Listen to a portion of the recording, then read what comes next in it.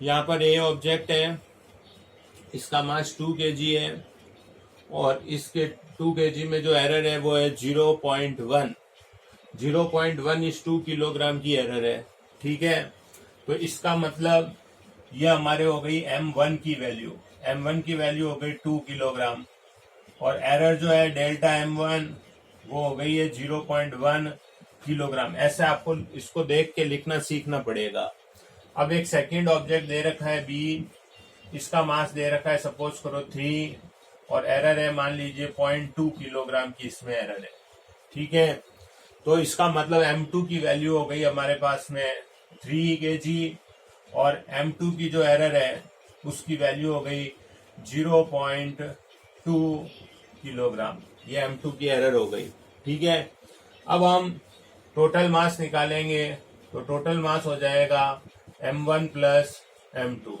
तो total mass हो जाएगा M1 की वैल्यू 2, M2 की वैल्यू हो जाएगी 3, तो यहाँ पे आंसर आ जाएगा 5 किलोग्राम। ये तो टोटल मास आ गया। अब हमको मास की एरर निकालनी है, तो एरर निकालने के लिए क्या तरीका है, जो दोनों क्वेश्चन में एरर की वैल्यू दे रखी है इन दोनों एरर को आपको ऐड करना है। तो हम क्या करेंगे, डेल्टा M इजिकल्स टू, इसको देख के फॉर्मूला बनाएंगे, delta M1 plus minus delta M2।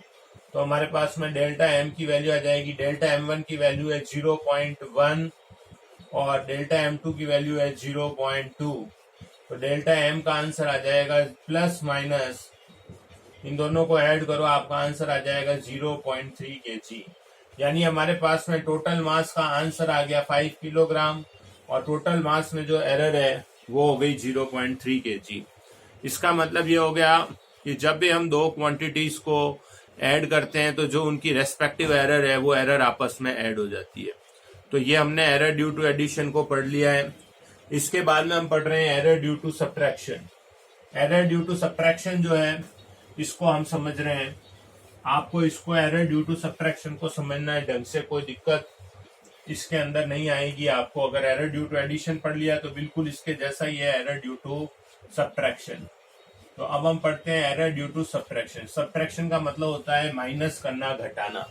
तो मान लेते हैं सबसे पहले हम इक्वेशन ले लेते हैं z equals to a minus B. ये हमारी जनरल इक्वेशन है। जो न्यूमेरिकल होगा उसमें z की फॉर्म में नहीं आएगा क्वेश्चन जो होगा टाइम या लेंथ या ऐसा कुछ आएगा। तो दो सेम क्वांटिटी होगी वो आपस में सब्ट्रैक्ट होगी। अब यहाँ पर इसको इक्वेशन नंबर 1 मान लो। अब आप z की एरर को मान लो डेल्टा z, a की एरर को मान लो डेल्टा a, माइनस साइन लगा लो, b की एरर को मान लो डेल्टा b। अब आप इसके बाद में a plus minus delta a, इस माइनस को इस ब्रैकेट से मल्टीप्लाई कर दो, माइनस b प्लस माइनस। देखो माइनस से मल्टीप्लाई करेंगे ऊपर वाला माइनस बनेगा, नीचे वाला प्लस बनेगा, उससे कोई फर्क नहीं पड़ता है। जैसे मैं आपको एक जनरल बात बताता हूँ कि आज हमारे जोधपुर के अंदर पेट्रोल की प्राइस है 80 rupees plus minus 2। Plus minus 2 का मतलब हो गया या तो वो 78 है या 82 है। लेकिन अगर मैं आपको ये स्टेटमेंट ऐसे देता कि जोधपुर में पेट्रोल की प्राइस है 80 रुपीज माइनस प्लस 2, तो माइनस प्लस 2 में भी तो वही आंसर आता। माइनस करते तो 78 और प्लस करते तो 82। इसका मतलब चाहे हम प्लस माइनस लिखें चाहे माइनस प्लस करें, रेंज वही रहती है, रेंज में कोई अंतर नहीं आता है। तो आप बस इतना ध्यान रखो, ये माइनस इससे मल्टीप्लाई कर लो, डेल्टा बी को एज इट इज लिख लो। अब आप क्या करो कि ये जो ए और बी है इसको आगे रीअरेंज कर लो और डेल्टा ए डेल्टा बी को पीछे ले लो। तो हमारे पास में आंसर आएगा z plus minus z, B को आगे ले लिया a minus B, delta A plus delta B.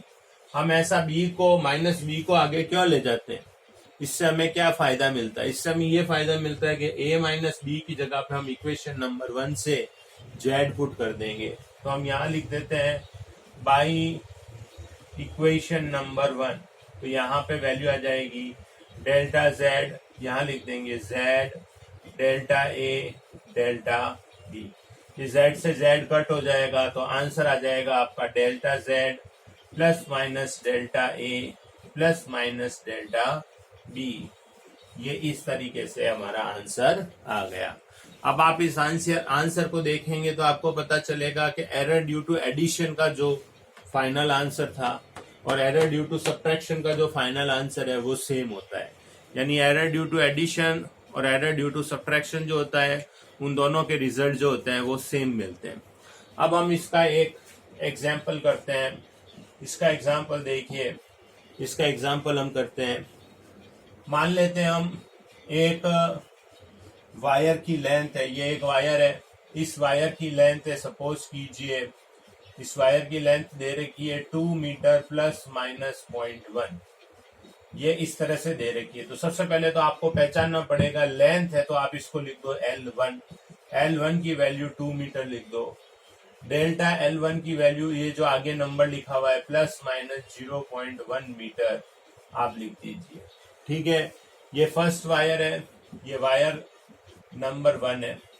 अब एक सेकेंड दूसरा वायर है, ये वायर नंबर 2 है। इस वायर के अंदर जो लेंथ दे रखी है वो दे रखी है 4 मीटर प्लस माइनस 0.1 मीटर, ये हमको इसकी एरर दे रखी है। अब इसका मतलब L2 कितना दिया हुआ है, L2 दिया हुआ है 4 और डेल्टा L की वैल्यू कितनी दी हुई है, डेल्टा L की वैल्यू दे रखी है प्लस माइनस 0.1 मीटर।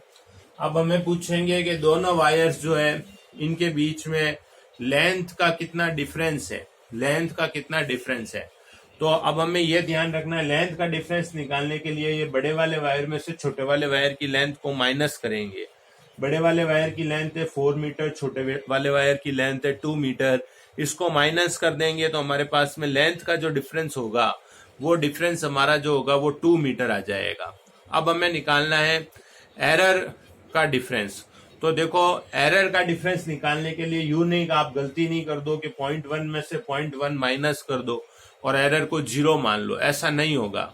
एरर थोड़ी 0 होगी, दोनों में ही एरर है तो फाइनल रिजल्ट में तो एरर आएगी आएगी। तो एरर जो होगी इन दोनों का सम होगा, एरर तो होगा सम, और जो मेन लेंथ का डिफरेंस जो पूछा है वो होगा सब्ट्रैक्शन। तो जब भी सब्ट्रैक्शन का क्वेश्चन होता है तो उसकी एरर को आपस में ऐड किया जाता है, आपको इसे याद रखना है। एडिशन के क्वेश्चन में भी एरर को ऐड करते हैं और सब्ट्रैक्शन का जो क्वेश्चन होता है, सब्ट्रैक्शन के क्वेश्चन में भी एरर को ऐड किया जाता है।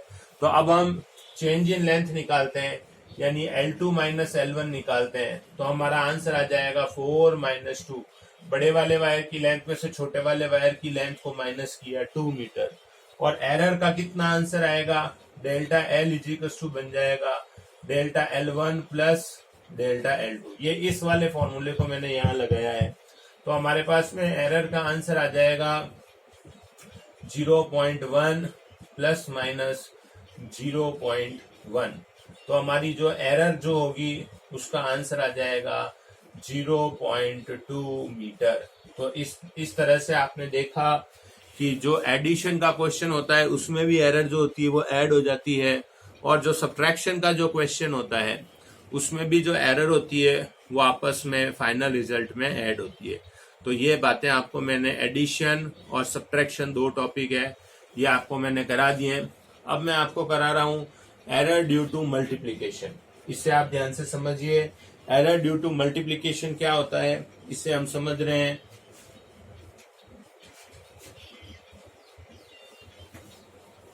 एरर ड्यू टू मल्टीप्लीकेशन जो होगा उसमें हमारी फर्स्ट इक्वेशन कैसे बनेगी, इसको समझाने से पहले आपको एक छोटी सी बात और बताना चाहता हूं जो हम 10th क्लास तक पढ़ते रहते हैं लेकिन कई बार हम उसके ऊपर ध्यान नहीं देते हैं। जैसे मान लीजिए मैं यहाँ पे लिख देता हूं 4 प्लस a, और अगर सपोज करो, पहले मैं एक जनरल क्वेश्चन देता हूं, मैं आपको कहता हूं 4b प्लस ab।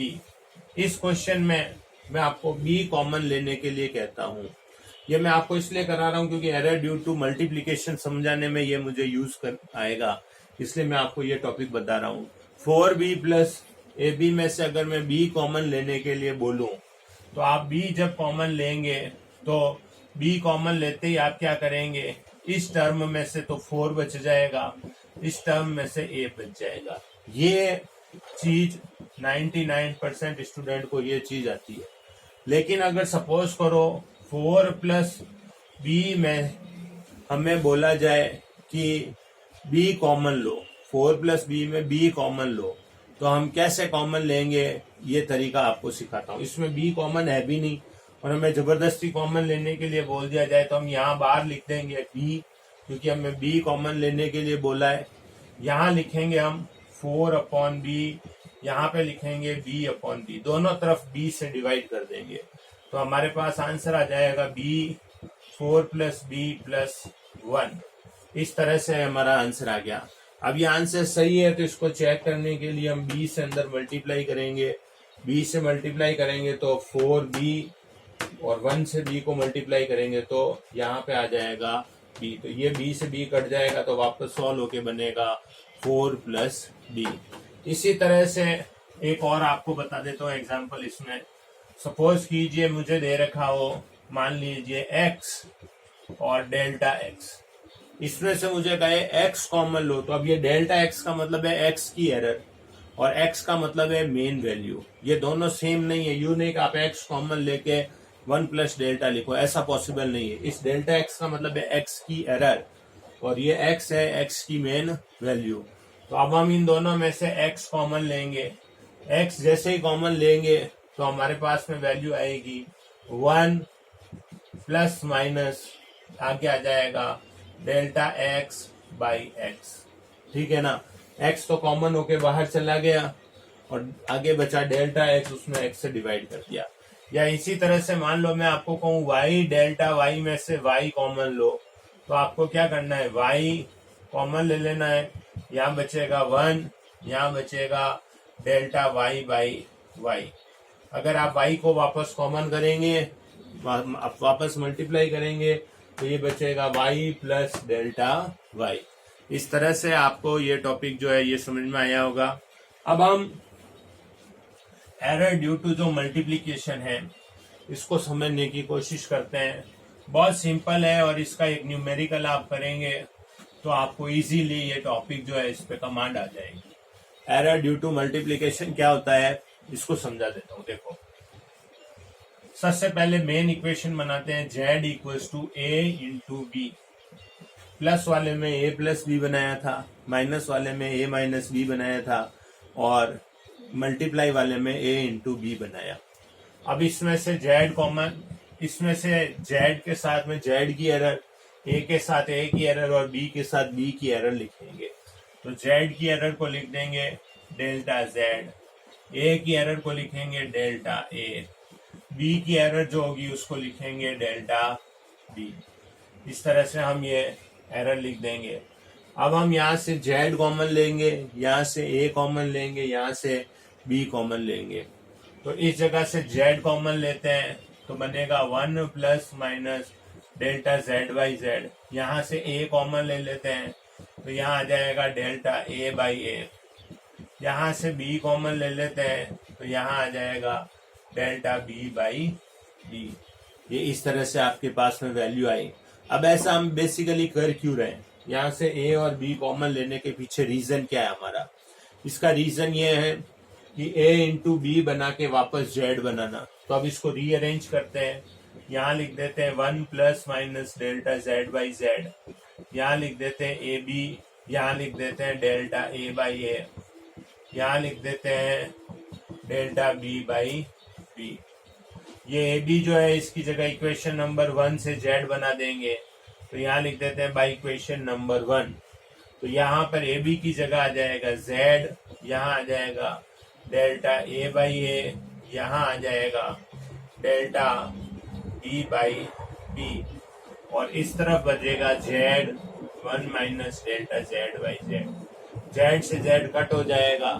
अब ये दोनों ब्रैकेट्स जो है इन दोनों ब्रैकेट्स को मल्टीप्लाई करो तो आंसर आएगा डेल्टा z बाई z। 1 से इन दोनों को मल्टीप्लाई करो, 1 plus minus delta b by b। Delta a से इन दोनों को मल्टीप्लाई करो तो बनेगा डेल्टा a बाई a और ये दोनों टर्म्स मल्टीप्लाई करो delta a delta b upon A B. अब देखिए इसमें ये 1 से 1 कट हो गया उसके साथ में एक इम्पॉर्टेंट चीज जो है आपको बता रहा हूं, ये जो हमारी लास्ट टर्म है delta A delta B upon A B, ये टर्म जो है ये नेग्लेजेबल है। ये टर्म नेग्लेजेबल क्यों है, इसका रीजन क्या है? एरर्स का तो प्रोडक्ट हमने ऊपर लिखा है और मेन वैल्यू का प्रोडक्ट हमने नीचे लिखा है। तो एरर जो होती है वो हमेशा कम होती है, एरर हमेशा कम होती है। तो जो स्मॉल वैल्यू है वो तो रखी है न्यूमरेटर में, यानी ऊपर रखी हुई है, और जो लार्ज वैल्यू है, बड़ी वैल्यू है, उसको रखा है डिनोमिनेटर में, नीचे रखा है। तो इस पर्टिकुलर जो टर्म है इसकी वैल्यू 1 से बहुत छोटी आएगी, क्योंकि इसका जो न्यूमरेटर है ऊपर वाला जो पार्ट है वो तो है स्मॉल, और ए बी वाला नीचे वाला जो पार्ट है जो इसका डिनोमिनेटर है वो है बहुत लार्ज। तो जब न्यूमरेटर छोटा होता है और डिनोमिनेटर बड़ा होता है तो वो टर्म जो होती है नेग्लेजेबल हो जाती है। इसका मतलब ये जो हमारी लास्ट टर्म है, इस लास्ट टर्म को हम नेग्लेक्ट कर देते हैं। तो यहाँ से लास्ट टर्म को हमने नेग्लेक्ट कर दिया, इसका रीजन मैंने आपको अच्छे से समझा दिया कि इसका न्यूमरेटर स्मॉल है और इसका डिनोमिनेटर बहुत लार्ज है। अब हमारी जो लास्ट जो आंसर बचा है फाइनल, वो आ चुका है। ये फाइनल आंसर आ गया है delta Z by Z is equals to delta A by A plus minus delta B by D. ये हमारा मल्टीप्लिकेशन का आंसर है। अब ये जो मल्टीप्लिकेशन का आंसर है, जब आप प्रैक्टिकली एक एग्जाम्पल को देखेंगे, करेंगे, तो ही आपको ये जो टॉपिक है समझ में आया। बहुत कम चांसेस हैं कि एग्जाम में इसका प्रूफ पूछे। आपको मेनली इस फॉर्मूले को फोकस करना, ये फॉर्मूला याद करके जाना है एग्जाम में। 90% चांस ये बनेंगे कि इस पे न्यूमेरिकल बनेगा आपका, ठीक है। तो अब हम इसके अंदर ये जो एरर ड्यू टू मल्टीप्लिकेशन है इसका एक न्यूमेरिकल करेंगे। पहले मैं फॉर्मूला लिख देता हूँ। फॉर्मूला है मेरा z is equals to A B, और इसमें मैंने इसको प्रूव करके दिखाया आपको, delta z by Z delta a by A plus minus delta b by B. ये एरर का क्वेश्चन करते समय फॉर्मूला बनाना है। अब हम एक रेक्टेंगुलर शीट ले लेते हैं।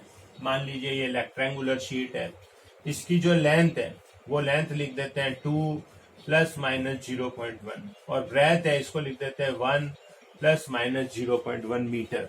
ये भी क्वेश्चन का जो वैल्यू है मीटर में, और ये भी मीटर है। अब हमें इसका एक तो निकालना है एरिया, और एक इसका एरिया का जो एरर है वो हमें इस क्वेश्चन में निकालना है। इस तरह से कोई भी दो ऐसी वैल्यू आएगी जिनका मल्टीप्लाई का क्वेश्चन होगा। तो देखिए इसमें हमने एरिया पूछा है, एरिया यानी कि लेंथ इनटू ब्रेथ हमें प्रोडक्ट की फॉर्म में निकालना है। तो सबसे पहले हम ये लिख लेते हैं कि इस क्वेश्चन में हमको गिवन क्या क्या है। तो एल की वैल्यू दे रखी है 2 मीटर, डेल्टा एल की वैल्यू दे रखी है 0.1, ब्रेथ दे रखी है 1 मीटर, ब्रेथ की एरर जो है वो हमें दे रखी है 0.1। अब हमें निकालना है एरिया।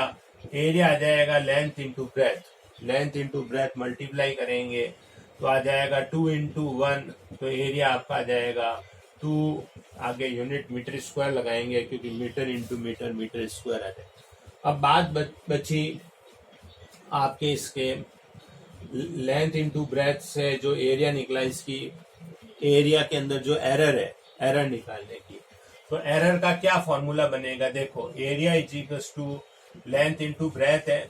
अब आप ये जो टॉपिक है इससे इसको कंपेयर करिए। z की जगह a दे रखा है, a की जगह l दे रखा है, b की जगह स्मॉल b दे रखा है। तो अगर ये सब वैल्यू से ये फॉर्मूला बन सकता है, तो इस क्वेश्चन के अंदर जो फॉर्मूला बनेगा वो बन जाएगा plus minus delta A by A. Z की जगह ए लेना है, कैपिटल ए की जगह स्मॉल एल लेना है, तो यहाँ बनेगा डेल्टा एल बाई एल, यहाँ बनेगा डेल्टा बी बाई बी। अब हमारे पास में जो जो वैल्यू है इसमें फॉर्मूले में रख दो, और बचा हुआ जो पार्ट है उसको कैलकुलेट कर लो। तो कैलकुलेट कर लेते हैं, बिल्कुल सिंपल है। डेल्टा ए हमारे पास में अभी तक नहीं है तो डेल्टा ए रख देते हैं। ए की वैल्यू हमने 2 निकाली है।